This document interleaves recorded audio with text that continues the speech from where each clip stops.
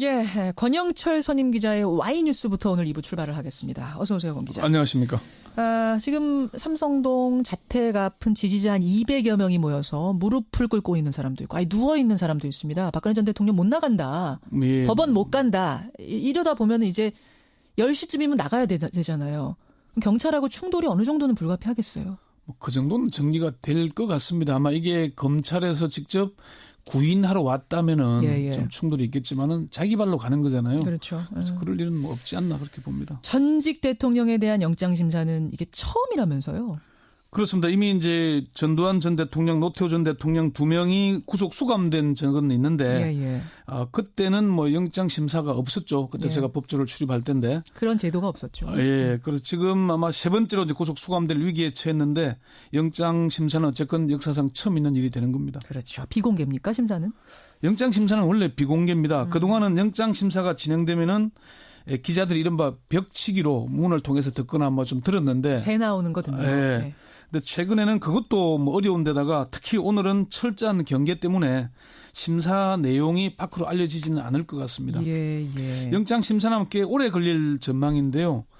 이재용 삼성전자 부회장에 대한 심사가 7시간 넘게 걸렸거든요. 그렇죠. 그런데 박 전 대통령 그 정도까지는 그러지 않을 것 같다는 얘기도 있고 또 뭐 부인으로 일관하다 보니까 예상보다 빨리 끝날 수도 있을 거다 이렇게 얘기합니다. 오히려요. 아까 이용주 의원은 꽤 더 많이 걸릴 거라는 예상을 하시던데. 부인으로 일관하는데 판사들이 이제 판사가 직접 신문을 하거든요. 거기는 답변을 해야 되니까 뭐 좀 시간을 끌 수도 있겠지만 어쨌건 영장 발부는 내일 새벽에나 가능할 것이라는 게 아마 대체적인. 그러니까 신문하는 시간이 어찌 됐든 간에 그다음 이제 고민하는 시간이 길어질 거기 때문에 이러나 저러나 최종 결정은 내일 새벽쯤에.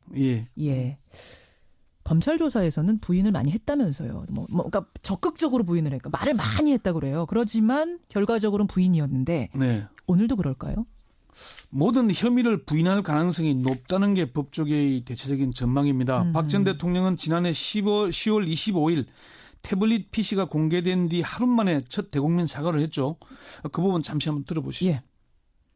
최순실 씨는 과거 제가 어려움을 겪을 때 도와준 인연으로 지난 대선 때 주로 연설이나 홍보 등의 분야에서 저의 선거 운동이 국민들에게 어떻게 전달되는지에 대해 개인적인 의견이나 소감을 전달해주는 역할을 하였습니다. 이때는 최순실 씨의 존재를 처음으로 인정하는 건데요.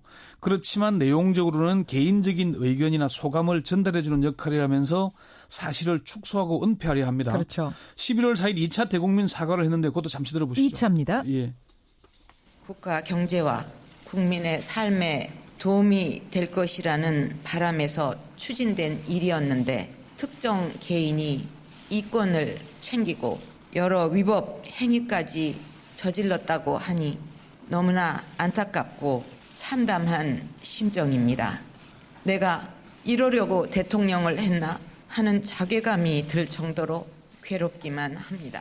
여기서도 미르와 K스포츠재단이 사익 추구가 아니라고 하면서 특정 개인 최순실에게 책임을 떠넘기죠. 그렇죠.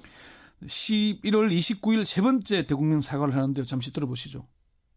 저는 1998년 처음 정치를 시작했을 때부터 단 한순간도 저의 사익을 추구하지 않았고 작은 사심도 품지 않고 살아왔습니다. 그러니까 이거 말고도 정규제 TV 인터뷰를 봐도 그렇고 내 주머니로는 하나도 안 들어왔는데 내가 어떻게 공범이냐 이 주장을 계속하는 거잖아요. 내 주머니로 들어온 건 없다. 그렇죠. 근데 이제 거기에 대해서 법조인들은 이렇게 얘기를 하더라고요.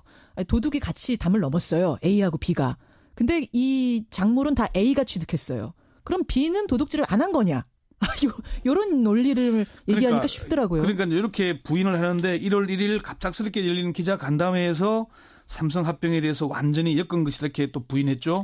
정규제 TV에서도 경제 공동체를 엮어도 너무 어거지로 엮은 거다 이렇게 얘기하면서 빠져나갔잖아요. 그렇죠. 그러니까 박 대통령이 지금까지 일관되게 계속 부인으로 오고 있는 거 아닙니까? 오늘 아마 영장 심사에서도 이런 기조가 유지될 것이다. 이게 지금 거다. 대체적인 관측입니다. 자, 그렇다면 자꾸 이렇게 부인하면은 이게 증거인멸 우려 때문에 결국은 구속될 확률이 점점 높아지는 걸 알면서도 왜 이렇게 박 전 대통령은 끝까지 부인을 하는가? 일관되게 부인하는가? 이유가 뭡니까? 첫 번째는 구속을 피하기 위해서입니다. 아니 구속을 피하기 위해서 부인한다고요? 네, 박 전 대통령이 지금에 와서 자신의 잘못을 인정하고 사과한다면 어떻게 되겠습니까? 김현장님 그거 좀 봐주겠어요? 이제 와서 한다면? 네. 그럼 지금까지는 뭐 거짓말했던 거냐 또 이런 얘기가 나오긴 하겠네요. 아마 부인으로 일관하는 것보다는 기각 가능성이 조금은 높아지겠지만 예. 대세를 바꾸기는 어려울 겁니다. 대세를 지금 바꾸기는. 오히려 모든 걸 잃게 될 겁니다.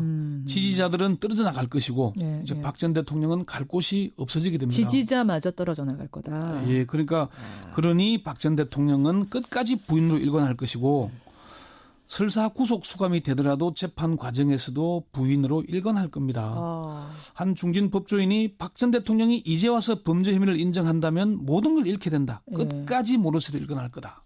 이렇게 전망을 하더라고요. 두 번째. 끝까지 부인하는 이유 두 번째. 두 번째도 구속을 피하기 위해서입니다. 두 번째도 구속을 피하기 위해서다? 박 전 대통령은 처음에는 사법 절차를 거부하면서 버티는 전략을 폈습니다. 예. 그게 헌법재판소에서 8대0 전원일치로 파면 결정이 나자 버티는 걸로는 구속을 피하기 어렵다는 걸 깨달은 것 같습니다. 그러니까 헌재에서도 뭐 출석해서 뭔가를 할 수 있었는데 다 피했잖아요.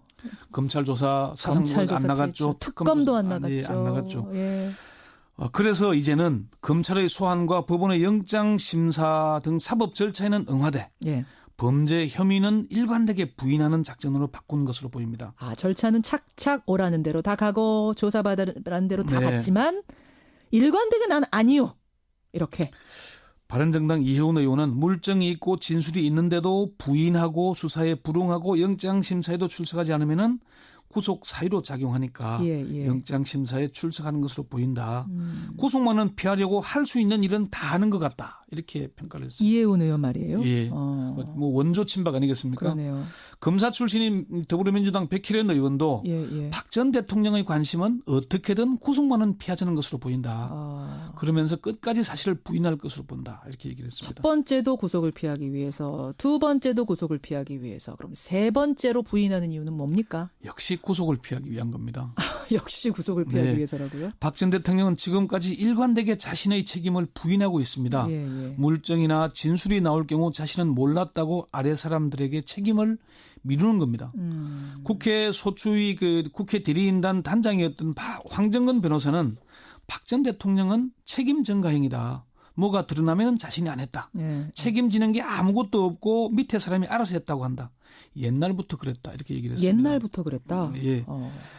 박 전 대통령이 이렇게 부인으로 일관하는 건 책임을 지지 않고 구속도 피하겠다는 의도라는 분석입니다.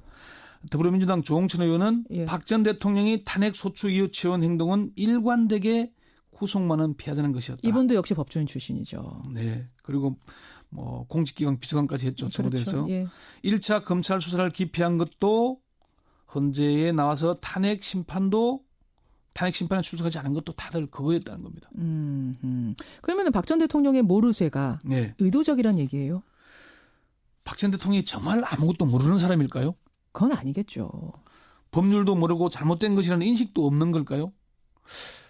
그 일부 정신과 의사들이나 정치권에서는 박 전 대통령의 성장 과정에서 제대로 된 법의식, 뭐 리걸 마인드 이렇게 얘기하죠. 없기 때문이라는 해석을 하기도 하는데 이혜훈 의원은 박 전 대통령은 바보가 아니다. 잠깐 이 부분의 분석이 흥미롭네요. 그러니까 사실 지난번에 그 특검의 조사관 이정원 변호사가 저랑 인터뷰했잖아요. 특검 팀 중에서 처음으로 인터뷰를 한 건데 그분 얘기는 박근혜 전 대통령의 가장 큰 문제가 뭡니까? 가장 큰 혐의가 뭡니까? 라고 제가 질문했더니 자신의 죄가 뭔지를 모르는 게 제일 큰 문제인 것 같다. 그러니까 이게 죄인지 아닌지를 모르는 게 문제인 것 같다라고 정확히 지적을 했거든요. 그거는 법의식, 법에 대한 인식, 의식, 상식이 부족해서 그런 게 아니냐라고 이제 생각을 했는데 이혜훈 의원은 다른 얘기를 한다는 거예요. 그렇죠. 2007년 이명박 전 대통령하고 검정 경쟁이 세게 붙었잖아요. 그때 이명박 전 대통령의 금품 수수와 관련 없는 일에 대해서도 그건 MB가 책임을 져야 된다고 목소리를 높였다는 겁니다. 법적인 책임을 져야 된다고. 이혜훈 의원은 그러면서 다들 왜 박 전 대통령에 대해서만 그렇게 관대한지 도저히 이해가 안 간다. 너무 국민들이 박 전 대통령에 대해서는 너무나 관대하다. 그렇게 얘기를 합니다. 그래요. 중견 법조인들은 박 전 대통령의 모르쇠가 처음에는 의도된 것이었다면 지금에 와서는 일종의 자기 최면에 걸린 것으로 봅니다. 자기 최면에? 나 진짜로 주머니에 하나도 안 들어왔는데 왜 내가 뭘 잘못했다는 거야? 이렇게 계속 그렇게 하다 보면은 사실이 돼버리는 거예요. 예, 그러니까 아까 이용재 의원 인터뷰했잖아요. 예. 계속 부인하다 보면은 스스로 그걸 사실로 믿게 된다는 겁니다. 너무나 뻔한 일인데도 법조인들 대부분 그렇게 얘기해요. 너무나 뻔한 일인데도 본인이 계속 부인하다 보면은 자신은 그걸 사실로 믿게 되는. 믿고 싶은 거겠죠. 자기 최면에 걸리게 되는 것이죠. 예. 그래요. 근데 진짜로 자기가 한 일을 모를 수도 있습니까? 그래서 일종의 사교 집단 같다는 얘기까지 하는데 이남희 박사는 망상을 공유할 경우에 그걸 진실로 믿는다. 일종의 사교 집단 비슷하지 않을까라고 분석을 했고요. 전효옥 전 의원도 박 전 대통령이 일종의 박정희 종교의 교주일지도 모르겠다는 얘기를 했습니다. 누가 그랬어요? 전효옥 전 의원이. 전효옥 전 의원 측근이었던. 예. 그리고 김종필 전 총리가 이런 얘기를 했잖아요. 언론 인터뷰에서. 뭐라고요? 박근혜 전 대통령은 한마디로 천상천하 유아 독존이다. 자, 여러분. 박근혜 전 대통령 왜 끝까지 혐의를 부인하는가. 지금 이 상황이 되도록. 오늘 그 이유 첫째, 둘째, 셋째 분석하셨는데 다 이유는 구속을 피하기. 구속만은 되기 싫어서. 예. 오늘 박근혜 전 대통령 영장이 발부될 가능성이 거의 99%라고 보는데 그 1%도 자신의 잘못을 인정하고 사과할 경우에 저는 그 1%가 생긴다고 봅니다. 그래요. 권현철 선임 기자 수고하셨습니다. 네. Y뉴스였습니다. 알려지지는 않을 것 같습니다. 예. 영장 심사는 꽤 오래 걸릴 전망인데요. 이재용 삼성전자 부회장에 대한 심사가 7시간 넘게 걸렸거든요. 그렇죠. 그런데 박 전 대통령 그 정도까지는 그러지 않을 것 같다는 얘기도 있고 또 뭐 부인으로 일관하다 보니까 예상보다 빨리 끝날 수도 있을 거다 이렇게 얘기합니다. 오히려요. 아까 이용주 의원은 꽤 더 많이 걸릴 거라는 예상을 하시던데. 부인으로 일관하는데 판사들이 이제 판사가 직접 신문을 하거든요. 예. 거기는 답변을 해야 되니까 뭐 좀 시간을 끌 수도 있겠지만 어쨌건 영장 발부는 내일 새벽에나 가능할 것이라는 게 아마 대체적인. 그러니까 신문하는 시간이 어찌 됐든가. 예, 권영철 선임 기자의 Y뉴스부터 오늘 2부 출발을 하겠습니다. 어서 오세요, 권 기자. 안녕하십니까. 지금 삼성동 자택 앞은 지지자 한 200여 명이 모여서 무릎을 꿇고 있는 사람도 있고 누워 있는 사람도 있습니다. 박근혜 전 대통령 못 나간다. 예. 법원 못 간다. 이러다 보면 이제 10시쯤이면 나가야 되잖아요. 경찰하고 충돌이 어느 정도는 불가피하겠어요. 그 정도는 정리가 될 것 같습니다. 아마 이게 검찰에서 직접 구인하러 왔다면은 좀 충돌이 있겠지만은 자기 발로 가는 거잖아요. 그렇죠. 그래서 그럴 일은 뭐 없지 않나 그렇게 봅니다. 전직 대통령에 대한 영장 심사는 이게 처음이라면서요? 그렇습니다. 이미 이제 전두환 전 대통령, 노태우 전 대통령 2명이 구속 수감된 적은 있는데 그때는 뭐 영장 심사가 없었죠. 그때 제가 법조를 출입할 때인데 그런 제도가 없었죠. 그래서 지금 아마 세 번째로 이제 구속 수감될 위기에 처했는데 영장 심사는 어쨌건 역사상 처음 있는 일이 되는 겁니다. 그렇죠. 비공개입니까 심사는? 영장 심사는 원래 비공개입니다. 그동안은 영장 심사가 진행되면은 기자들이 이른바 벽치기로 문을 통해서 듣거나 뭐 좀 들었는데 새 나오는 거 듣는 거. 근데 최근에는 그것도 뭐 어려운 데다가 특히 오늘은 철저한 경계 때문에 심사 내용이 밖으로. 그다음 이제 고민하는 시간이 길어질 거기 때문에 이러나 저러나 최종 결정은 내일 새벽쯤에. 검찰 조사에서는 부인을 많이 했다면서요. 그러니까 적극적으로 부인을 했고 말을 많이 했다고 그래요. 그렇지만 결과적으로는 부인이었는데 오늘도 그럴까요? 모든 혐의를 부인할 가능성이 높다는 게 법조계의 대체적인 전망입니다. 박 전 대통령은 지난해 10월 25일 태블릿 PC가 공개된 뒤 하루 만에 첫 대국민 사과를 했죠. 그 부분 잠시 한번 들어보시죠. 최순실 씨는 과거 제가 어려움을 겪을 때 도와준 인연으로 지난 대선 때 주로 연설이나 홍보 등의 분야에서 저의 선거 운동이 국민들에게 어떻게 전달되는지에 대해 개인적인 의견이나 소감을 전달해주는 역할을 하였습니다. 이때는 최순실 씨의 존재를 처음으로 인정하는 건데요. 그렇지만 내용적으로는 개인적인 의견이나 소감을 전달해주는 역할이라면서 사실을 축소하고 은폐하려 합니다. 그렇죠. 11월 4일 2차 대국민 사과를 했는데 그것도 잠시 들어보시죠. 2차입니다. 국가 경제와 국민의 삶에 도움